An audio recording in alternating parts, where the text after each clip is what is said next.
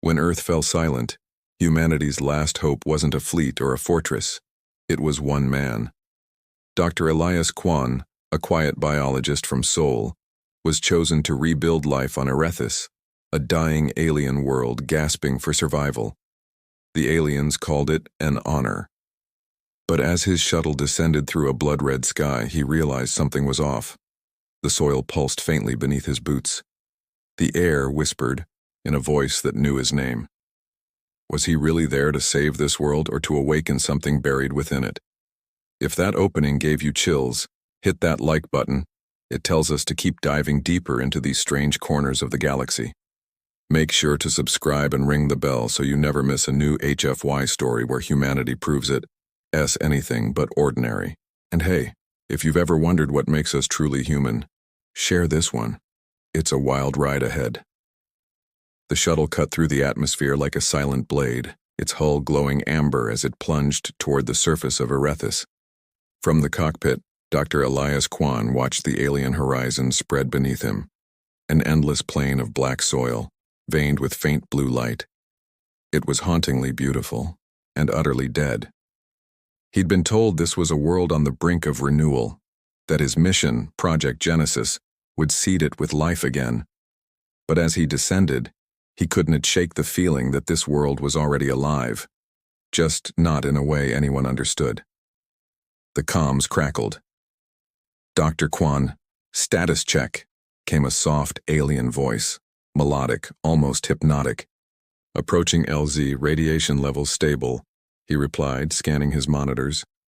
Atmosphere breathable, but strange ionic fluctuations below surface. Fluctuations? The voice hesitated. Ignore them. Proceed as planned. That hesitation, barely a heartbeat long, made Elias's stomach twist. Scientists like him were trained to notice small things.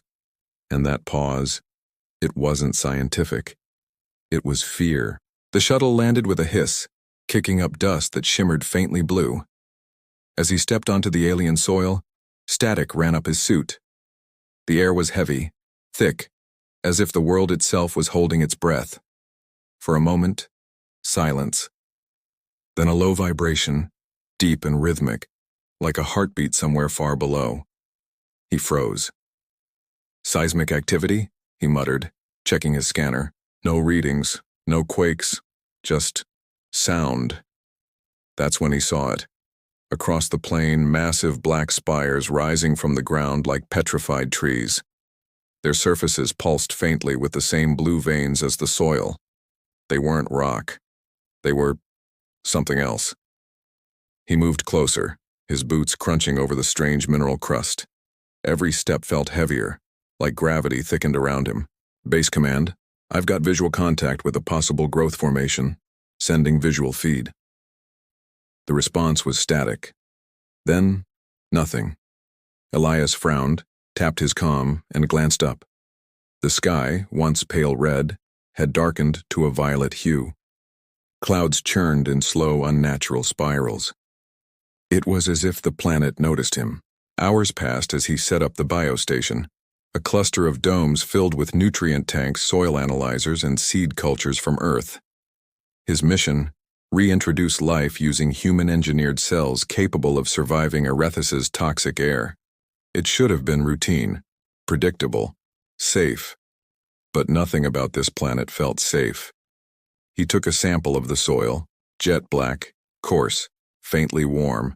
Under the microscope he blinked. The particles were moving, not like microbes, not random motion, but a pattern. Slow, deliberate. The display pulsed with faint waves, like breath. What the hell? He leaned closer, and then the soil whispered. Not audibly, not with sound, but directly in his mind. One word, soft as a memory. Welcome. He jerked back, stumbling, nearly knocking over the analyzer. His heart pounded. No. Hallucination. Low oxygen levels. Cognitive drift. He checked his vitals. Normal. Oxygen. Stable. But the whisper lingered, faint, like an echo under his thoughts. Welcome. He sealed the sample tube, shaking. Command. I'm picking up anomalous neurological feedback. I need confirmation of static. Still nothing. That's when he realized. The comm tower wasn't offline. The light on the console wasn't red. It was gone. Completely dark. And outside the dome, the ground was shifting. Slowly, the black soil rippled outward from his camp like water disturbed by a drop of ink. The blue veins pulsed faster, forming lines, shapes, radiating from his location. Circles, symbols, patterns too precise to be natural. He stepped outside, breath fogging inside his helmet.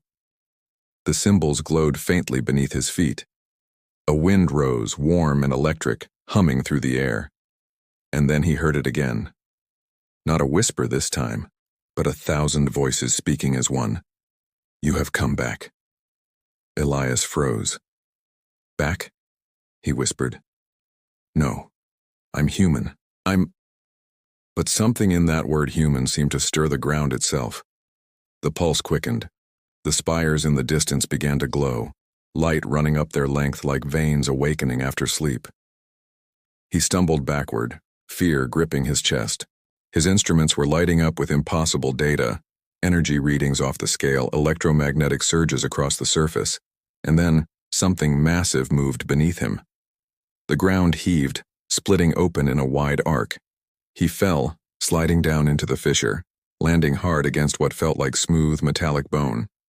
Around him, the walls pulsed faintly blue, humming with a rhythm, like breath, like thoti. He raised his scanner. The readings were beyond comprehension. Organic and mechanical signatures blended, forming something alive yet engineered. This isn't just a planet, he whispered. It's a body. And in that moment, it hit him. Project Genesis wasn't about rebuilding life. It was about resurrecting something that once lived and maybe something that never should have. The whisper came again, softer now. We remember you, human. Elias's light flickered. His scanner went dead. The soil beneath his hand pulsed once, twice, then stilled. He was no longer just an observer on Erethis. He was part of it. Darkness. That was the first thing Elias felt, an endless void pressing down on him. The second thing was the heartbeat. Slow, steady, ancient. He wasn't sure how long he'd been unconscious, but when his eyes opened, he wasn't inside his dome anymore. He was suspended in a vast chamber made of luminous veins and metallic bone, glowing faintly with blue light. His helmet was gone, yet he could breathe. The air was thick, humming softly, as if alive. And then he heard it. A voice, not in his ears, but deep in his thoughts. You are the echo of your creators. Elias froze. Who are you? We were life before your world had light. We seeded galaxies. We built worlds to dream. You called us gods, but you were never meant to remember us. His mind reeled. The soil, the spires, the whispers. It wasn't a planet. It was a consciousness, a living world, older than Earth itself.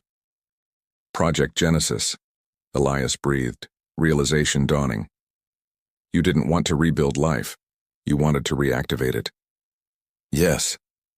The voice rippled through the chamber like a pulse of thunder.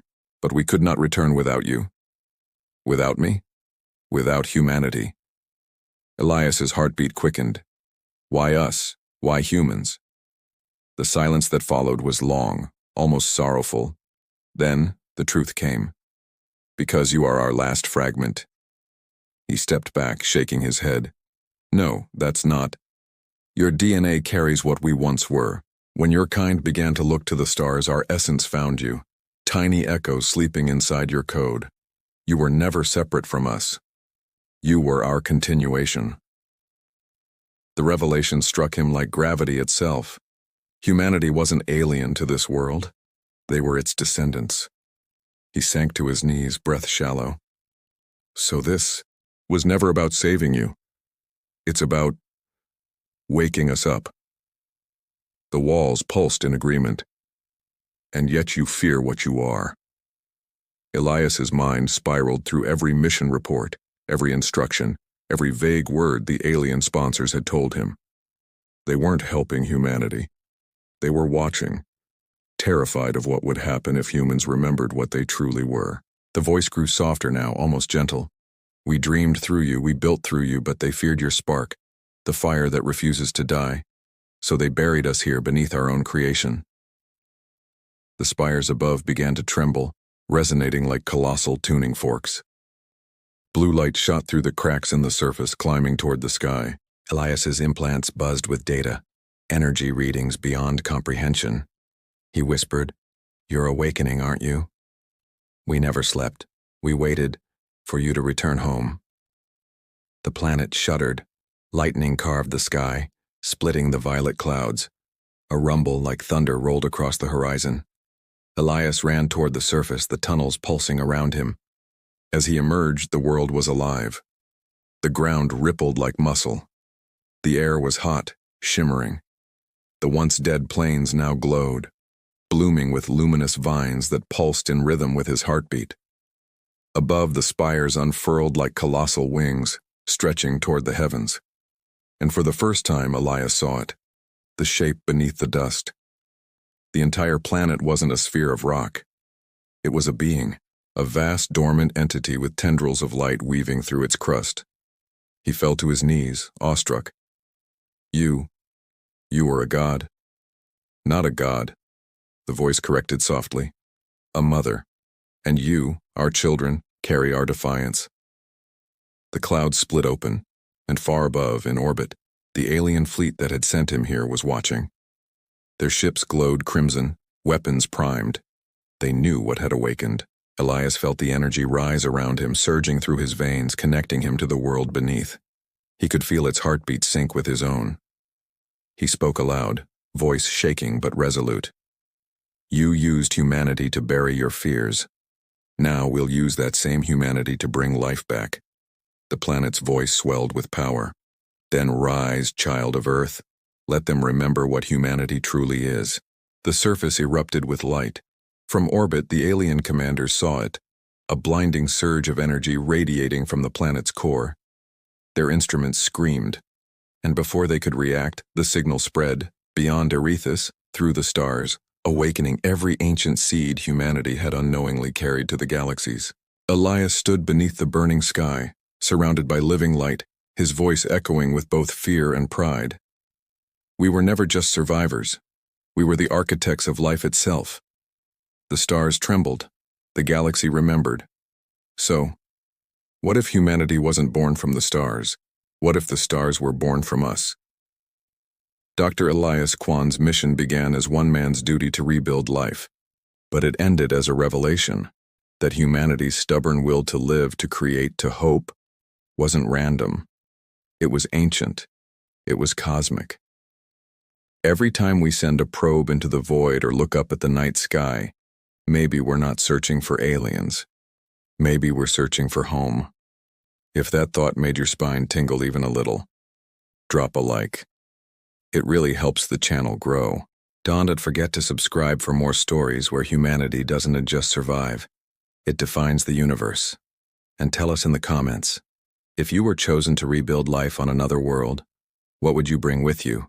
Until next time, stay curious, stay human, and remember, we are the legend the stars still whisper about.